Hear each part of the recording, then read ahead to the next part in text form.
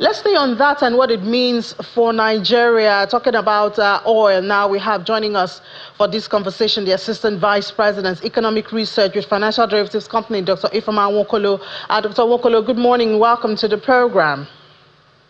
Hey, good morning, Ini. Thank you for having me. Great. So we see this movement around oil, and we see it at 60 now, talking about Brent. But I guess it's also important for us to note that for Nigeria, Brent, is it Brent that we use, or is it the Kwaibo?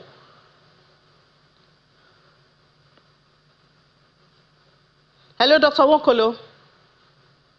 Can you come again, please, Ini? Okay, I was asking, we see the movement in the price of Brent, which is most closely related to us, but our crude doesn't seem to be Brent directly, is it? Okay, the oil we use is Brent.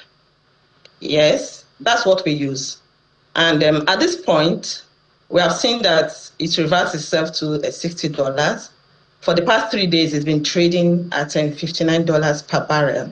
So I think that at this point, we should not be oblivious to Trump's policy of trade weaponization, which has to do with sanctioning, tariff, and bans. And I know that over time, this ban or this sanction is going to be lifted. The question now is how much more is the oil price going to decline? Because there's already projection that oil price is going to go as low, below $50, according to some analysts, and some are projecting $55 per barrel. And this is a red flag for Nigeria. So it's a very red flag for us if oil price should go below $50 per barrel or at $55 per barrel, and Nigeria may be facing what we refer to as oil price paradox, where the government at this point will be having a shortfall of revenue. And once government has shortfall of revenue, we know what that means. So their fiscal obligations will be affected, and we have more borrowings in order to augment what they have. And also the Naira also will be weakened because our major earnings is basically from crude exportation, 80% of our earnings. So if this happens, it's going to be catastrophic for Nigerian economy. And also it's going to affect our Naira. And once it affects our Naira, you see that the CBN will keep intervening. And in recent time, we have seen the Naira depreciate for the past 2 or 3 days, trading between 1490 and 1492. And I'm sure it's because of the CBN intervention. And because of that, we have seen the gross external reserve declined from $45.47 billion, $45.32 billion as at yesterday. So is a red flag for Nigeria. On the other flip, we will see that, of course, countries that are not dependent on oil are rejoicing because oil prices are declining, because domestically they are going to see the benefits. It's going to have implication on purchasing power of consumers because you are spending less on oil and you have more money to spend on other things. And also it's going to also boost consumption. But for Nigeria, if we have this global oil price declining,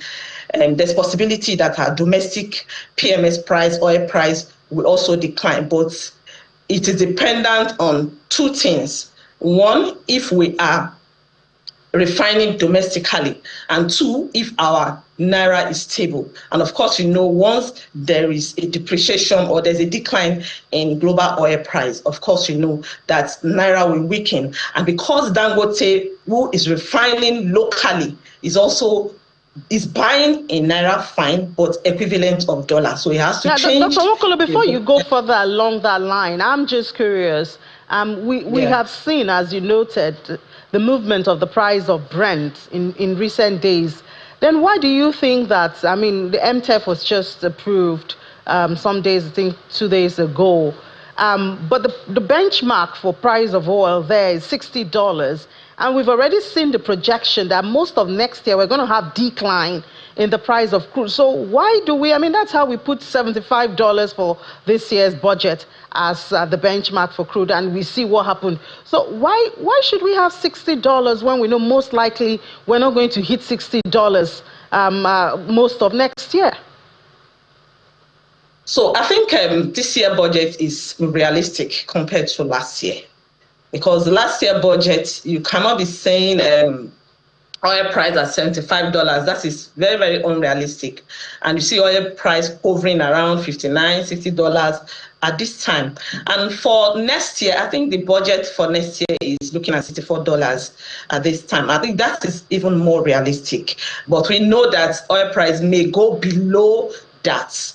And this will be a challenge if next year oil price is not trading at our benchmark of $64. If it goes below $50 or below $60, it means we are going to be having some deficit in our budget. So looking at other budget targets, you see that it is more realistic than what we had last year. Last year was more of assumption and were never met. It's only the exchange rate that was met. It was 1,500, and right now we're at 1,490, 1,492. I think that was the only targeted budget that we know we met for 2025. And going forward, I think the government will be more intentional in their budget targeting, and so that we can at least achieve some of this budget. It's a different thing to have a budget, and it's a different thing to achieve that budget. Once that budget is not achieved, it means that you have a lot of deficit. All right, Dr. Nwokolo, thank you so much. Certainly be following, and I guess that's why the president has brought up the need to repeal the 2024-2025 and deal with that multiple budget system, which seems to be becoming a norm for us. And we'll see how that reform goes. Thank you so much for being a part of the program this morning. Thank you for having me, Annie.